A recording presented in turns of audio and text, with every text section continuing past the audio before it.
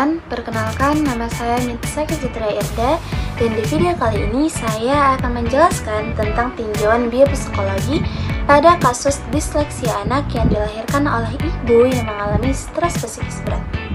Nah, penjelasan ini berdasarkan jurnal karya Ambar dan tim yang berasal dari Fakultas Psikologi Bandung.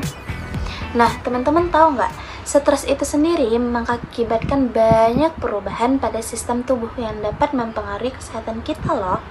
Emosi yang terkait dengan stres seperti kecemasan dan depresi memiliki peranan penting dalam keseimbangan fungsi kekebalan tubuh. Dalam hal ini, anak yang dilahirkan oleh ibu yang mengalami stres masa hamil mengalami kelainan perkembangan anak,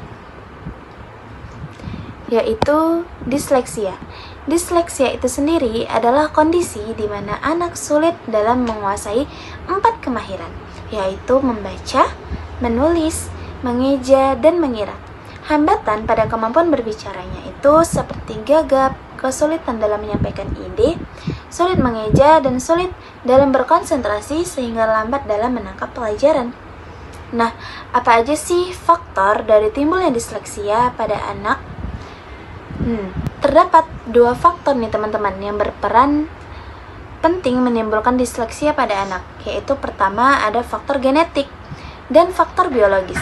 Nah, faktor genetik yaitu disleksia yang disebabkan oleh kelainan pada kromosom 1, 15, dan 16 yang bersifat diturunkan.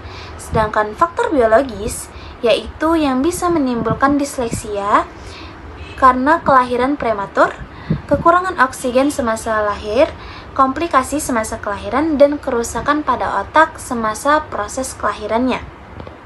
Nah, anak yang dilahirkan oleh ibu dengan riwayat stres psikis berat itu didapatkan dari faktor biologisnya teman-teman.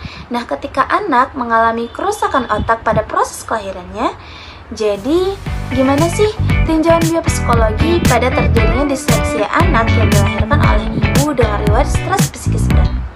Ayo simak.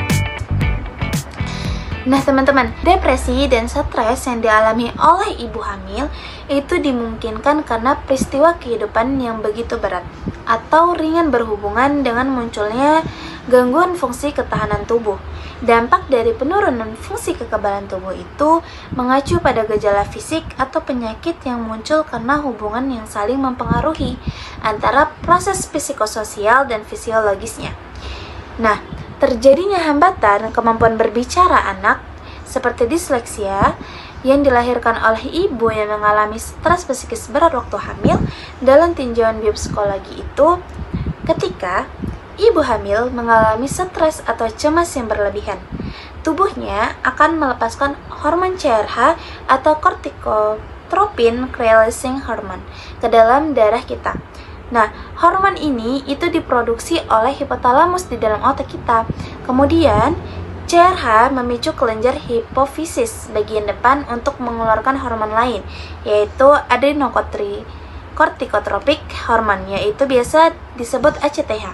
Nah, hormon ACTH pada ibu hamil ini merangsang kelenjar adrenalin untuk menghasilkan kortisol, yaitu hormon yang membantu tubuh beradaptasi terhadap stres.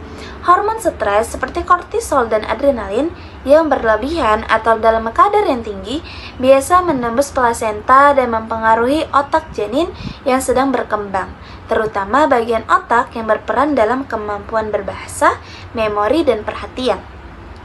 Nah, akibatnya setelah lahir, anak mungkin mengalami gangguan pemrosesan bahasa karena otak kesulitan mengenali dan menghubungkan huruf dengan bunyinya. Inilah yang menjadi salah satu dasar terjadinya disleksia teman-teman. Nah, kondisi emosional ibu hamil itu sangat berpengaruh pada perkembangan psikologis janin. Ketika ibu sering cemas, takut, atau merasa tidak aman, maka emosi negatif itu dapat tertransfer secara tidak langsung pada janin, baik melalui perubahan hormon maupun perilaku ibu. Akibatnya, anak bisa lahir dengan daya konsentrasi rendah atau gangguan belajar seperti disleksia. Lalu, Apa sih nilai religiositas terhadap kesadaran ibu dari anak yang mengalami disleksia ini?